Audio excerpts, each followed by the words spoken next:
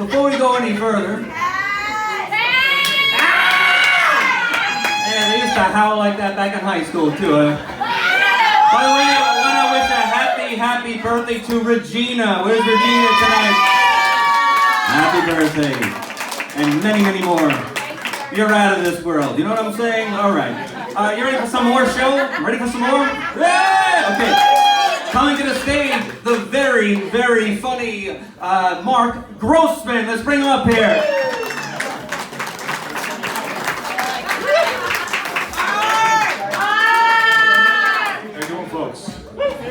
My name is Mark Grossman. I'm 62. I'm single. And I'm hooked on Tinder. That's right. I'm hooked on Tinder. Can't help it. So much so that on the Jewish High Holy Days, I couldn't help it but sneak a peek. I hold my phone down low and I'm swiping. I feel a tap on my shoulder. It's my rabbi. Oh, I'm busted. He looks at my screen, he points at it, he says, "That's disgusting." Swipe left.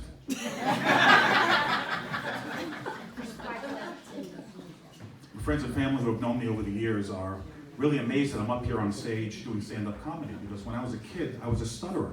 It's true. I was a very bad stutterer, one of those smart kids who knew the answer but never raised his hand. Went for all kinds of speech therapy, finally found something that worked. Hypnosis. Yes, hypnosis worked. The problem is, now I smoke.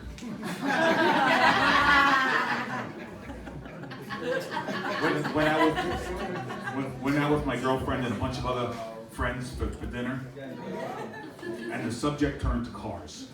And I hate when the subject turns to cars because everyone brags. This one has an Audi, this one's a BMW, this one has a Porsche. And my girlfriend announces, "Mark drives a Toyota Prius." That's not the joke. Mark drives a Toyota Prius. It's a vagina car. I said, "Hey, that's at least one vagina I know I can turn on." You know, dating at this advanced age is a real challenge. But my daughters give me hope. And I have two young daughters, and they do give me hope. And I'm also glad that they're also involved politically, and they're aware of things politically. My older daughter said to me the other day, goes, "Dad, I'm going to vote for Joe Biden because I know you want me to vote for Joe Biden. But I got to tell you, all my friends are either voting for Bernie Sanders or Michael Bloomberg. So you should know that your time has come. Old Jewish men are very hot now." So I figured I'd take some of that hotness and go out back onto Tinder. And I met a woman, went out for drinks, for dinner. We then went to a nightclub, stood on a long line to get in. Finally got inside. The place was packed. I couldn't find her. Called her up the next day. I said, "Hey, I lost you at the bar." She says, "No, you lost me when you tried to pay the cover with a coupon." I didn't see anything wrong with that. So I figured I'm gonna try maybe this Tinder thing. Maybe I've got to go on some of the others. So I went on to Bumble, I went on to Match, I went on Plenty of Fish, and went on to J-Date, went on to J-Swipe. You know J-Swipe? Ever hear of J-Swipe? It's true. It's a Jewish Tinder. Except it gets confusing because the left goes to right and the right goes to left. The few Jews in the house got it. So I went on all these sites. This one woman writes to me and she says, "I've seen you on a lot of these dating websites. You're not a serial dater, are you?" I said, "Of course not, Maria number 4. Now, Maria number 4 turned out to be a real pip. I mean, we went out for dinner, and the first thing I knew right away there was going to be a problem.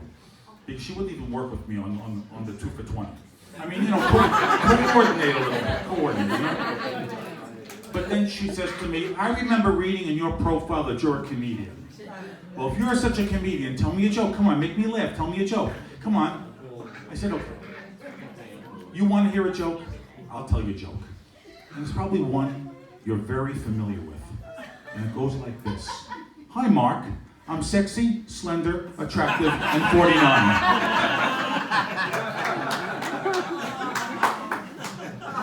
Well, I figured if I expect the women to be honest in their profile, I've got to be honest in my profile. So I changed it all up, and it now says I love the indoors. I only eat fast food. I exercise, never. And I only take short walks on the beach. I got one response. My ex-wife. And they said we have nothing in common. This next segment I call Dear Professor Grossman. I am an adjunct assistant professor at Suffolk Community College and Nassau Community College. I teach communications there, and I get the craziest emails from my students, excuses why they're absent, why they're late, why an assignment isn't being handed in on time. And I'd like to share with you just a couple of these emails. These are real, actual emails that have been sent to me by students.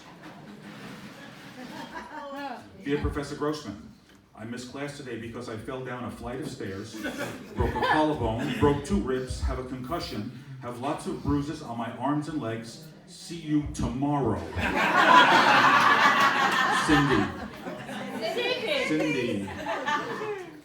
These are real. Very well. Dear Professor Grossman, I will not be attending class today. I work a 12-hour shift at the Stony Brook Exxon, which is not my normal shift. During the long hours, my calves are seizing on me, and my face has swollen enormously. And since I always ask for written proof of the absence or some kind of documentation, she says, attached are some photos of me with the Exxon sign in the background. So you can see that I'm not making this up. It's from Ariel. And this last one here, Dear Professor Grossman, please increase my grade from a C to a B. I'm on academic probation, and if I don't get a B, I'll be required to withdraw. If I'm required to withdraw, my student visa will be revoked. If my student visa is revoked, I'll have to return to my home country. If I have to return to my home country, I'll be forced into compulsory military service. If I'm forced into compulsory military service, I will be sent to a border region. And if I'm sent to a border region, I will be killed. And it will be your fault because you didn't give me a B. Thank you very much.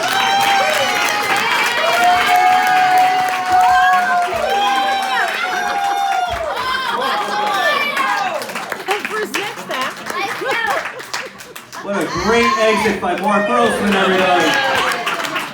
We almost had a lawsuit on our hands.